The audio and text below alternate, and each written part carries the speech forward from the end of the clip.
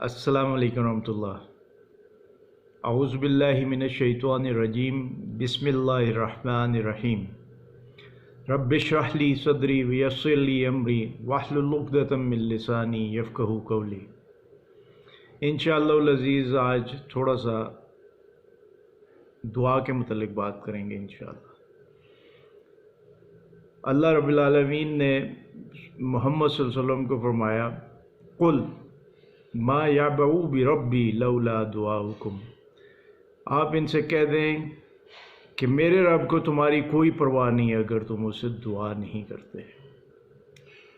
فقد کذبتم فسوف یکون لزاما، پس تم جھٹلا چکے ہو اور اب لازم ہونے والی جو عذاب ہے وہ آ کے رہے گا۔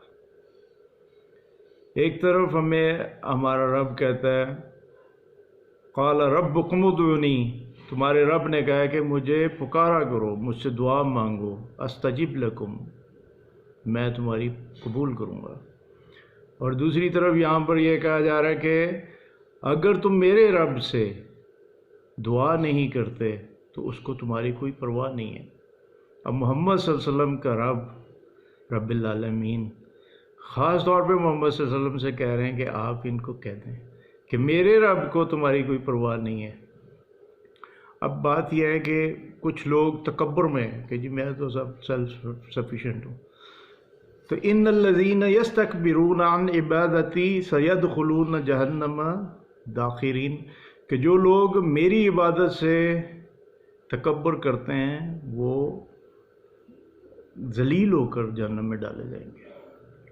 اب آپ دیکھیں کہ رسول اللہ صلی اللہ علیہ وسلم کے ذریعے ہم سب کو یہ اب حکم ہے کہ اب آپ یہ بتا دو کہ اگر تم دعا نہیں مانگتے میرے رب سے تو اس کو تمہاری کوئی پرواہ نہیں ہے۔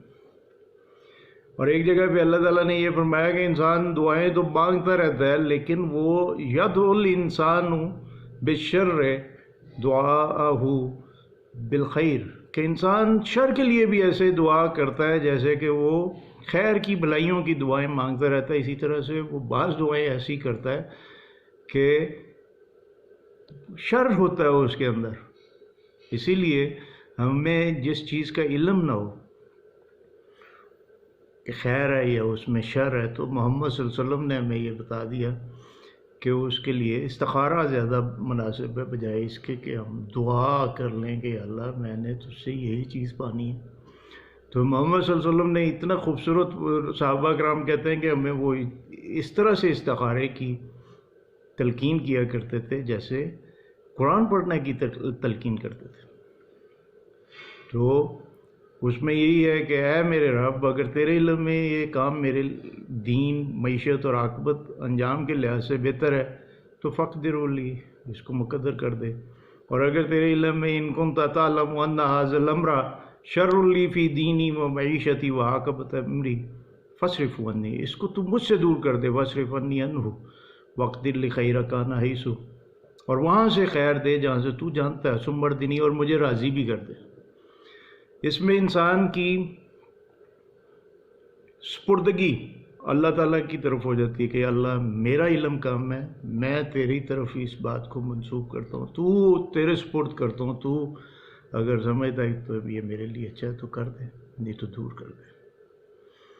اب ایک واقعہ بہت خوبصورت نوح علیہ السلام کا، جس سے ہمیں آداب اور تقاضے دعا کے بڑی اچھے باریکی کے ساتھ سامنے آتے ہیں۔ جب نوح علیہ السلام نے اپنی قوم سے کہا کہ طوفان آنے والا ہے، وہ مذاق اڑاتے تھے، کشتی تیار کر رہے تھے، حتیٰ کہ جب وہ موقع آ گیا کہ انہوں نے اپنے بیٹے سے کہا کہ اے میرے بیٹے اس پہ سوار ہو جا، اس نے کہا میں پہاڑ پہ چڑھ جاؤں گا۔ تو موج آئی تو نوح علیہ السلام باپ کی محبت میں بولے، رب ابن ابنی من اہلی، اے میرے رب یہ میرا بیٹا ہے، میرے اہل میں سے ہے، وَإِنَّ وَعْدَكَ الْحَقُّ، تیرا تو وعدہ سچا ہے، وَأَنْتَ أَحْكَمُ الْحَاكِمِينَ، اور تو بہترین فیصلہ کرنے والا ہے، سب سے بڑھ کر فیصلہ تیرا ہی ہے، تو احکم الحاکمین ہے۔ تو اللہ نے کہا یا نوح انہو لیس من اہلک، یہ تیرے اہل میں سے نہیں ہے، انہو عمل غیر صالح، یہ غیر صالح عمل میں سے۔ اب ہے اولاد، اللہ تعالیٰ نے یہ کہا تھا کہ میں تیرے گھر والوں کے علاوہ باقی کو بچا لوں گا سوائے بڑھیا کے، لیکن یہاں پر اہل ہونا گھر کے فرد کا عمل صالح کے ساتھ اٹیچ ہوا کہ اب وہ عمل صالح میں نہیں ہے تو وہ آپ کے اہل میں سے نہیں ہے۔ تو کہا کہ فلا تسألنی ما لیس لک بہ علم، تم مجھ سے اس چیز کا سوال نہ کرو جس کا تمہیں علم نہیں ہے۔ انی اعیذک ان تکون من الجاہلین، کہ میں تمہیں نصیحت کرتا ہوں کہ اس چیز کا مجھے سوال نہ کرو کہ تم جاہلوں میں ہو جاؤ۔ تو اب سوال کرنے کے تقاضے اور اللہ رب العالمین سے پھر اس کی ناراضگی کا فکر، اگلی ہی فوراً دعا کی نوح علیہ السلام نے، رب انی اعوذ بک ان اسألک ما لیس لی بہ علم، اے میرے رب میں تیری پناہ مانگتا ہوں کہ میں تجھ سے ایسی چیز کا سوال کروں جس کا مجھے علم نہیں ہے۔ وَإِلَّا تَغْفِرْ لِي وَتَرْحَمْنِي أَكُن مِّنَ الْخَاسِرِينَ، اور اگر تو نے مجھے نہ بخشا اور تو نے مجھ پر رحم نہ کیا تو میں خسارہ پانے والوں میں سے ہو جاؤں گا۔ اب یہ دیکھیں، ایک طرف اللہ رب العالمین کا حکم ہے اور نبی رسول اس وقت کے فوراً پناہ مانگتے ہیں کہ اللہ میں تیری پناہ مانگتا ہوں کہ وہ سوال کروں جس کا مجھے علم نہیں ہے۔ بالکل وہی رپیٹ کیا جو اللہ تعالیٰ نے کہا مجھ سے اس چیز کا سوال نہ کرو جس کا تمہیں علم نہیں۔ کہتے ہیں میں تیری پناہ مانگتا ہوں کہ میں تجھ سے اس چیز کا سوال کروں جس کا مجھے علم نہیں۔ تو انسان اپنے لیے خیر کی دعا جیسے مانگتا ہے اسی طرح شر کی دعا مانگتا ہے، اور ہم لوگ وہ اس کے آگے ہے نا وکان الانسان وجولا، کہ انسان بڑا جلد باز واقع ہوا ہے۔ تو اللہ رب العالمین سے یہ ہماری دعا ہے کہ ہمیں بھی بخش دے، ہم پر رحم فرمائے کہ ہم جاہلوں میں سے نہ ہو جائیں اور خسارہ پانے والوں میں سے نہ ہو جائیں۔ ان کی جو فکر تھی، ان کی فکر تو بیٹے کو بچانے کے لیے دعا کرنے کی تھی، لیکن جب انہوں نے کہا کہ تجھے نہیں پتا، یہ تیرے اہل میں سے نہیں ہے، تو فوراً پناہ مانگی کہ اللہ میں تیری پناہ مانگتا ہوں۔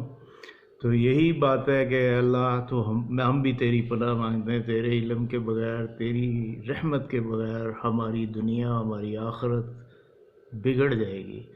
اگر تو نے ہم پر رحم نہ کیا تو ہمارا کوئی حال نہیں ہے۔ تو ہم پر رحم فرما، ہمیں معاف فرما دے، دنیا اور آخرت ہماری سنوار دے۔ اس امید سے کہ ہم اپنے رب سے مانگتے ہوئے کسی قسم کی آر نہ کریں۔ ہر ایک حدیث یاد آتی ہے کہ وہ کہتے ہیں کہ میں تو کوئی دھاگا یا سوئی پتہ اس میں ایگزیکٹ لفظ مجھے بول رہا ہے کہ وہ بھی مانگنا ہو تو میں اللہ سے مانگتا ہوں۔ اللہ تعالیٰ ہماری ہر حاجتوں کو جانتا بھی ہے لیکن پسند کرتا ہے کہ بندے اس سے مانگیں۔ اللہ تعالیٰ ہمیں اپنے آپ سے بے نیاز نہ کرے اور ہر حال میں ہمیں اپنا بندہ بنائے کہ ہم اس سے مانگتے ہوئے خوشی کے ساتھ اس کے سامنے ہاتھ پھیلائیں گے۔ یا رب العالمین ہماری ہر ساری حاجات کو تو ہی پورا کرنے والا ہے، ہمارا ہر حال میں تو ہی مالک ہے، تو ہمیں معاف فرما دے، اس دنیا میں بھی اور آخرت میں بھی بھلائی عطا فرما، اور جہنم کے عذاب سے ہمیں پناہ عطا فرما۔ السلام علیکم۔